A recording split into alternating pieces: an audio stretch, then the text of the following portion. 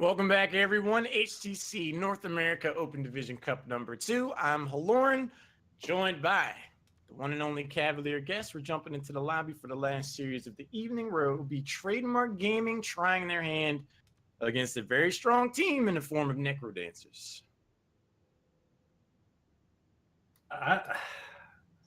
That series came down to the wire.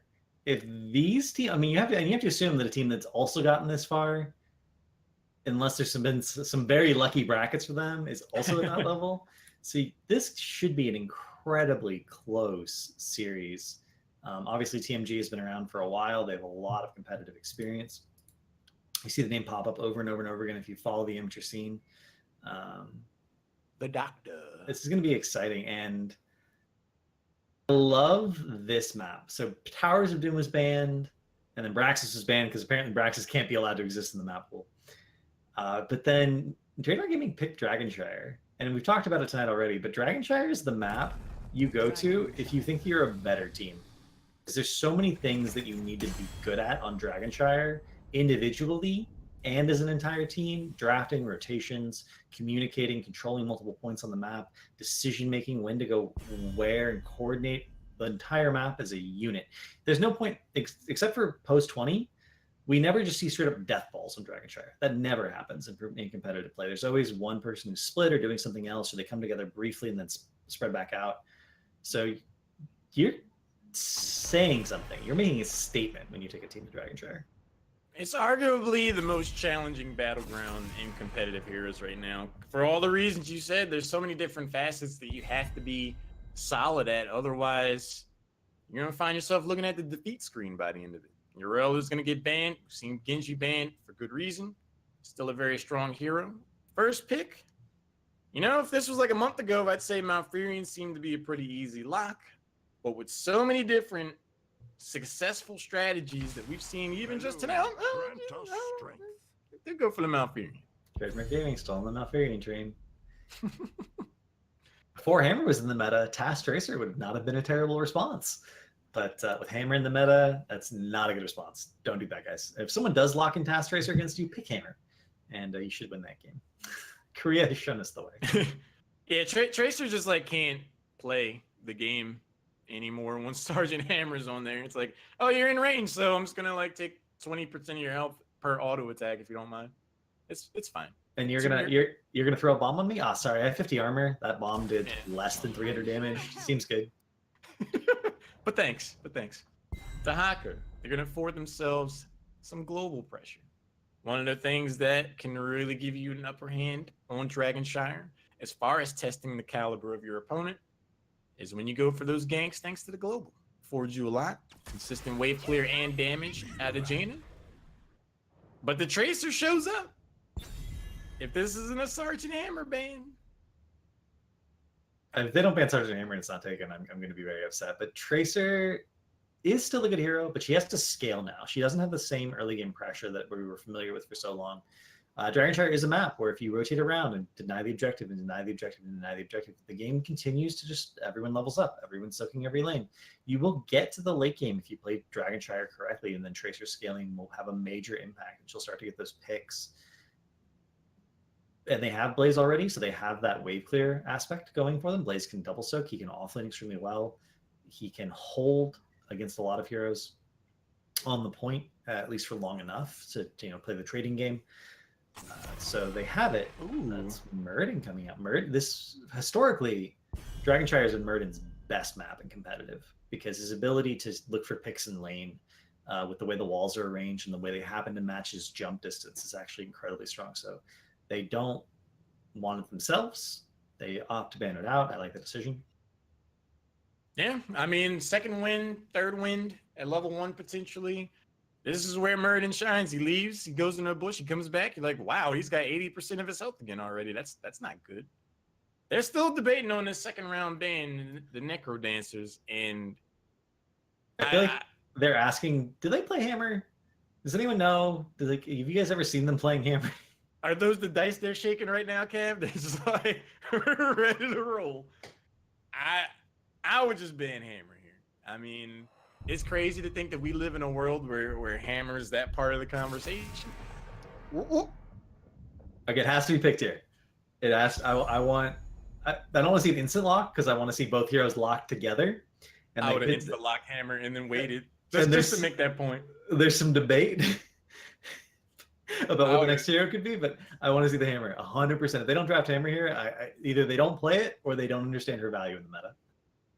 Easy instant lock on hammer. Just to send that statement. Like, all right, so y'all messed up. I mean, you have Malfurion. You take Decker Kane off the board.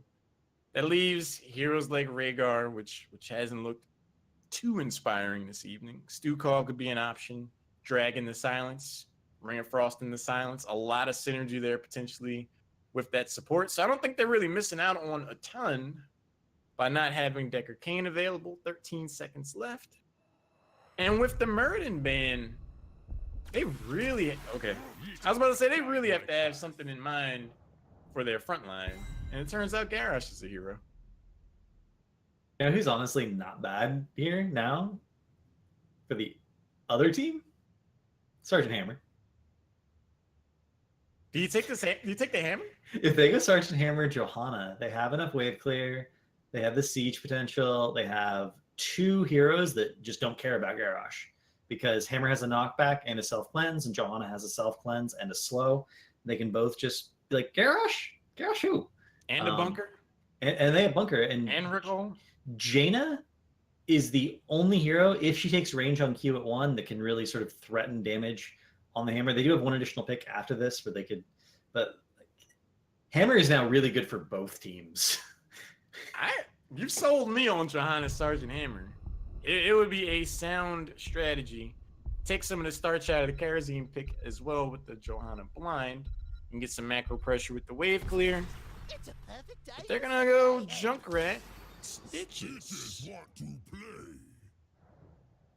I see an instance where Stitches somehow inadvertently hooks Garrosh, and Garrosh is like, thanks. And then gets thrown into the team and dies. Gets thrown in a 7-sided strike. Things that have actually happened in pro play, by the way. I believe it. It is great, man. So both teams are not on the hammer train. They don't quite believe in Hammer's potential or think that there are picks that still could have been picked up to counterplay it.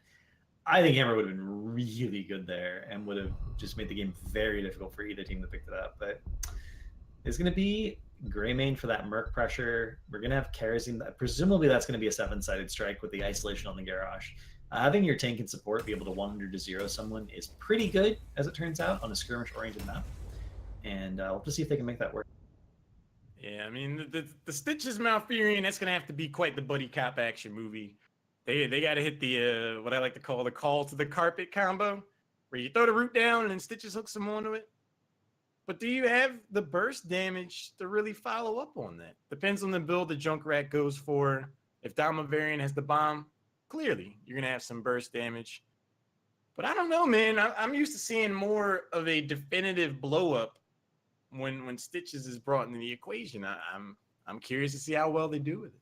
Like a Jaina or Chromie. One of the advantages that Junkrat does have is if you hook someone underneath your towers, which is very likely on this map, it's very doable. If you have really good coordination, Junkrat can then use his mind to W them over the towers. And then your towers are the burst damage because they're dead. I like that, actually. Last series of the night, game number 1 on the left side, we've got the Necrodancers. Physicals is on Junkrat. Azario's playing Blaze. Up money, we'll be throwing hooks on Stitches. Quantum back in on Malfurion. And Damavarian is the cavalry on Tracer. On the right-hand side of the map, we have Trademark Gaming. We have Time on Greymane. Can we have Time on Chromie every game, by the way? That'd be amazing. JK Gags on Tahaka. TMG Doctor on Garrosh. Show on Karazim, and Whiskers on Jaina. I need one feels bad man in the chat for Huff money. Just one. If we get more than one, that's more than I asked for. Just the one. There's the hook, there's the root.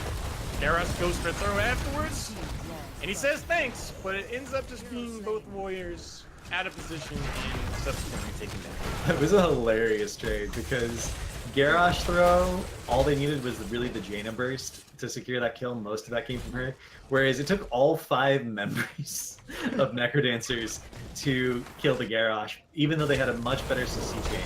They had the Junkrat route off the hook. He just like stood next to it, hooked him directly into it. Then they had the Malfruit and the Jet Propulsion. Amazing CC, and that's how much it took to kill Garrosh with their comp currently. But it does scale, so they have that going for them. You gotta appreciate the message that progression sends, though. We're willing to go all the way. We will sacrifice a hero if we think we can get an advantage. We'll go there. That's what both teams said to me. Damaverian finds himself on the receiving end of some punches and kicks from Show, but with Quantum there on the case, not a threat at all. Blaze does sort of dominate this, not dominate Sling we were talking, but it does have a slight edge in the matchup in terms of wave clear, especially post 7. But Dahaka's global gives them an advantage on the invade. Garrosh also gives a massive advantage on the invade. So they're going to be looking for them to be missing from the back and potentially go for those camp invades. Kerosene does do a lot of single target damage to Tracer. It's a real threat to her. So both teams have a lot of tools that are specifically good against the other team's composition, which makes the draft really interesting. We see TNT Doctor gets left alone here. Almost manages to get the counter kill by throwing Dama into his towers. It's very close, very even exchanges so far for both teams. We think we're the better team, says Trademark Gaming, by taking Dragon Shire. And you look at the takedown count, you look at how things have been going. Necrodancers said, I've got the counterpoint. Stitches and everyone working well enough so far. Bruiser Campus picked up in the top lane. That will add to the push for Dahaka. But so far, things have not exactly been looking dominant for old Trademark Gaming. You can see the duel here at bottom. Show just staying mounted on the push. Hot Money trying to take this point away while the lane fight goes on up above. Hot Money getting stunned into the Blizzard, and he's going to get thrown. We're going to see Greymane go on top of him. That's going to be Hoth Money going down. This is the problem. Ooh, Jaina gets counter killed by Damaverian. The 1-for-1. Beautiful play by both teams. And this is the problem you're going to run into sometimes with Stitches. He doesn't really step up well. I mean, he has no mobility. So if he's against his displacement comp, against a Garrosh, he gets displaced, he's in a lot of trouble. He wants to stand pretty far back, but you need someone on that point. It's a really interesting dynamic for this battleground in particular, and I'm curious to see how they're going to try to play around that. Damaverian is just casually chipping away. Is this... Ooh. Time had 60 health when he harvested back. If you ask him, calculated. But Damaverian definitely is making plays on this hero. And this is not even Tracer's final form. She's going to continue to scale at 6% on that pulse bomb. Damaverian's going to get scarier as the game goes on. And Edimat, thanks for the single lone feels bad name. Appreciate that. Garrosh doesn't appreciate waiting to respawn after the 5th takedown of a Necrodancers who enjoyed the luxury of the first Dragon Knight of the game. They're starting to pull ahead. They are. Another Jaina kill bot. And at this point, Damaverian, Tracer Malfurion is still an incredibly powerful combo. It got let through the draft. There was no consideration given. There was no... I mean, they drafted the Kerosene to sort of counter it, but they had the option of drafting that Hammer, which has been sort of the established counter in the competitive meta ever since Korea started playing it that way. And they just didn't believe it. Tracer's absolutely running around, killing people over and over and over again. She's just wrecking kids. I feel like the air of mediocrity is still there in the mind of some players for Sergeant Hammer, but she goes into siege mode and hangs around Tracer at all. Like, that's a pretty easy transaction. Can't talk about anything about it now, though. Tracer doesn't have to worry about Hammer this game. Doctor steps forward, eating a lot of poke damage, walking into guns and grenades alike. Decent amount of value. You go through the middle wall, get some chip damage down bottom. I think that's a standard amount of value, Kev. I mean, it's a lot of value from the first Dragon Knight. I like to see that. They got, 500 structure experience because again, of the nerf, it was only worth 250 each now. Not as much as they wanted, but they're really far ahead in minion soak and hero experience. They're essentially close to 5,000 experience ahead right now. A little bit less than that because of rounding, but still, that's a pretty big advantage to have this early on in the game. 6 kills to 2. Yeah, when you get this far ahead, you can easily predict the movements of your opponent. If they're going to be aggressive, it's going to have to be now before level 10 comes around. Once you do get level 10, you're going to see some very passive play on the other side of the screen. We're seeing right now a Necrodancers firmly in control of the game. They've got their heroics, and we also have a pause. I guess KJ crashed. Rip. At least he's like next to his wall. Nothing's gonna happen while he's DC'd. Windows is warning me of an update. If physical has to randomly update, that'd be rough. We'll see though. 6 takedowns to 2. Necrodancers that they've built up ahead of steam after taking down Team Numerics in impressive fashion, continuing to show why they're going to be a team to watch. Heroics were picked up, jury's still out for Malfurion, but we do have Gorge. So it's going to be all the more difficult, in my opinion, for Trademark to really try to step forward and go for these structures. Because unless they definitively take down a wall early, they got to worry about a Stitches hook, getting Gorge over the wall, and you never see your friend again because Gorge is going to be a threat. It's one of those things where Gorge isn't great in the very, very late game until you get to 20. If you have, unless you have something on a wombo combo, which they do, they have Riptire into Malford into potentially Twilight Dream. But in the mid game like this, where you're still fighting over the objective and all of your walls are alive, that's the critical point. All of their walls, all of their gates are in good shape. A hook from the middle of the lane into Gorge, and you're dead. It's a pretty good situation to be in, honestly. And you know, a lot of times we do see Bile, but Bile is generally in a more even situation where the walls are already dead and you're not going to be able to snowball the game. Gorges are really good at snowballing. Also, fun fact, if someone's trying to prevent you from capping the Dragon Knight and you gorge them, you can then channel the Dragon Knight and take it. Wow. That'd be pretty messed up. You gorge somebody and then pick up the Dragon Knight and it's like, you're just on timeout. Level 9 only. And we have another pause. KJ was supposedly back. Seemingly not. Looks like there's lag now to contend with. Stop and go nature. We'll get the technical issues sorted out. Be back into the game momentarily. Kev, if you're on the side of Trademark Gaming and the way things have gone and you have this composition, do you commit to 7-sided strike or you go for Divine Palm? The way Delmavarian's been running people down, I kind of think you need the palm because it's such an easy thing to hit on a bomb target. And like, let's just open the numbers here. Garrosh has died 3 times. Gina's died twice. Garazim has died once, and I think 4 of those kills were bomb related. So. But it's Dragon Shire. 7-sided strike helps you against the Dragon Knight itself. It helps you with, it has such good synergy with the Garrosh throw potentially. Curse Bullet into 7-sided is a kill. Anytime you get a CC on anyone, if you have the 2 heroes there. Do you believe you can make a comeback through getting the kills, or do you think you need to play defensively and wait for a better opportunity? That's the question they're going to have to ask themselves. I think from looking at the draft, it looks like they drafted 4 7-sided. I want them to stick to their plan because I assume they've practiced their plan. I don't want them to lose faith in themselves. But maybe we'll see. Maybe we're wrong. Maybe it is going to be Palm. The Divine Palm, if that's the selection, to me, that would be up there with the 2nd round ban of Alarak. Like, that's just respect for the Tracer play that they're dealing with right now. But we are back in the game. Not too much of an advantage had out of the Heroics outside of the Bruiser camp, and probably this bottom tower, maybe the well if they decide to really press the issue before level 10 goes up. There's the hook. Time is going to go ahead and jump into the water point. Get out of there, show for the further support, but there's the mine show. Kara seems to be wanting that situation for the mobility, and they hold on long enough for level 10 to come. And both shrines are going to be capped here immediately, however. And that's gonna, but no one's mid. Thankfully, Delmavarian just now starting the rotation, gets the triple blink out. Minions do not aggro on him, thankfully, and that is gonna be Dragon Knight number 2. They managed to turn that quick rotation, that brief window where they had 10. They pushed in so hard that Trademark Gaming was too far off the map to contest that Dragon. They made a liar out of me. The echoes of the Heroics here advantage paved the way for another Dragon Knight. Doctor with the jukes manages to dodge the hook.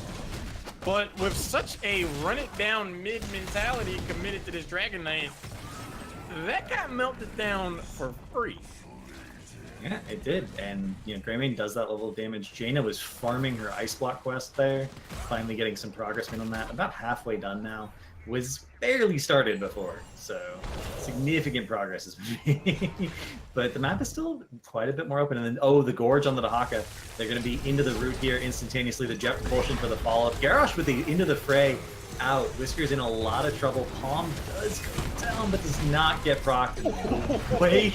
The patience from the Riptire secures the kill. And that's why I didn't want to see the bomb. I wanted them to go for the aggressive. I wanted them to go for the secure these kills. But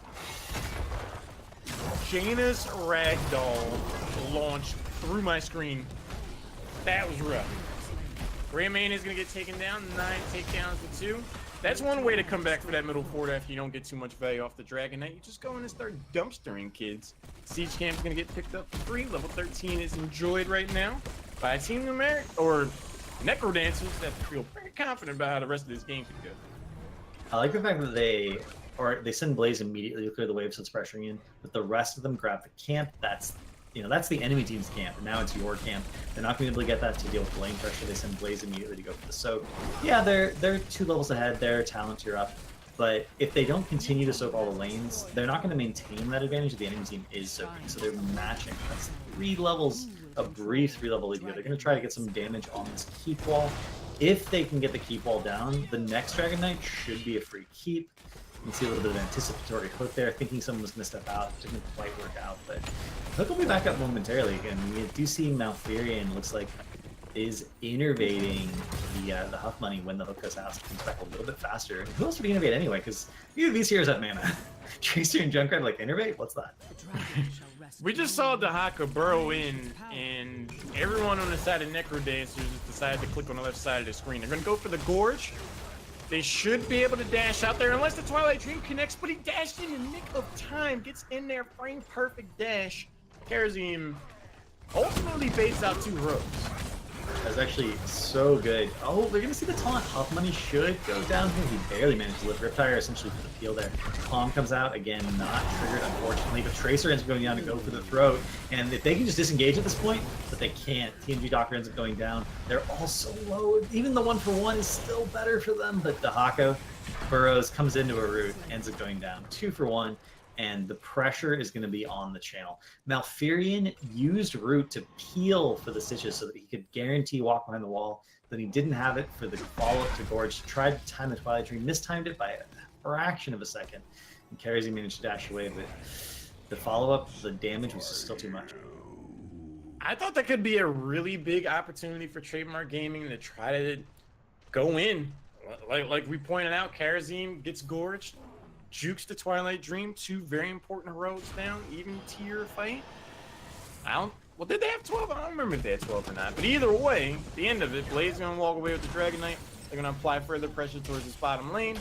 They're managing to preserve the health bar of the Dragon Knight a bit more this time. Unstoppable has to get used on the Garrosh, who's in full retreat mode. Physicals thrown into grenades. This is a huge siege right now.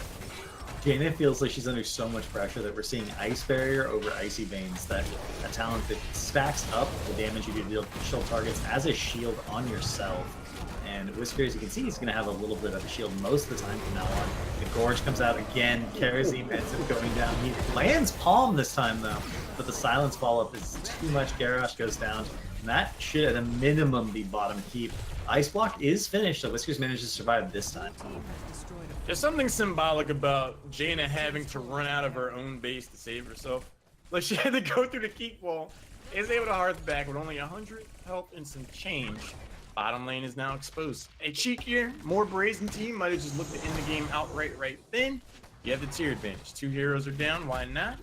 But we're seeing some very conservative, very disciplined play out of Necrodancers. Not bad. You see Tracer trying to solo bruisers. She can do this by kiting infinitely. She'll actually take 0 damage if she does it perfectly. But she steps in for that melee, and the rest of her team does show up. You see the Malf, which is basically real silver full. Malf's healing is very substantial on a hero. It keeps her alive. She allows her to do such ridiculous things. And there's the Gorge. There's Garrosh. Twilight Dream not up. The Brute gets put down. Unstoppable has to get used. Zara's going to be there for the body block. The slow. The Divine Palm. They're going to go ahead and patiently wait that bad boy out. Show's going to dash around to the side. Diamond Variant out on the flank. Might have the bomb available. The long range hook. Doctor gets yanked back into the hole and ultimately is deleted. Blaze goes really deep, thinking like, maybe you can kill me, maybe you can kill me, and they turn around thinking they can kill him, and then he bunkers, and the rest of his team catches up, the bomb goes off, Greymane ends up going down.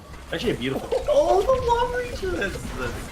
That's a very dead Whiskers is what that is. That's, Whiskers thought it was over. He was like, all right, I'm safe, guys. And that hook came in from pretty much off screen. Then had another takedown. Karazim is going to find themselves in the dumpster, also leaving just a poor old Dahaka try to defend against what looks to be the beginnings of game number 2 in this series. and you would have to have a strong response to Tracer. And Tracer's a hero where it's not about playing around her individually. You have to play around her as a team. So being split doesn't work. You can't have a Jaina and a Karazim off on their own because the outplay potential there is too high. You sort of need your tank with you. And in order for your tank to be with you, then you need to figure out how your lanes are going to work so you can rotate it as 3 minimum.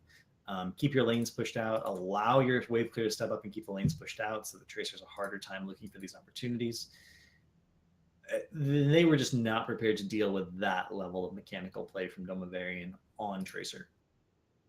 I think it warrants a Tracer ban going into game number 2. Unless you are going to try to take that hammer to do something about that. 7 kills on Junkrat, 41,000 hero damage, the highest hero damage on the other side. Jaina only had 21. Junkrat had 37.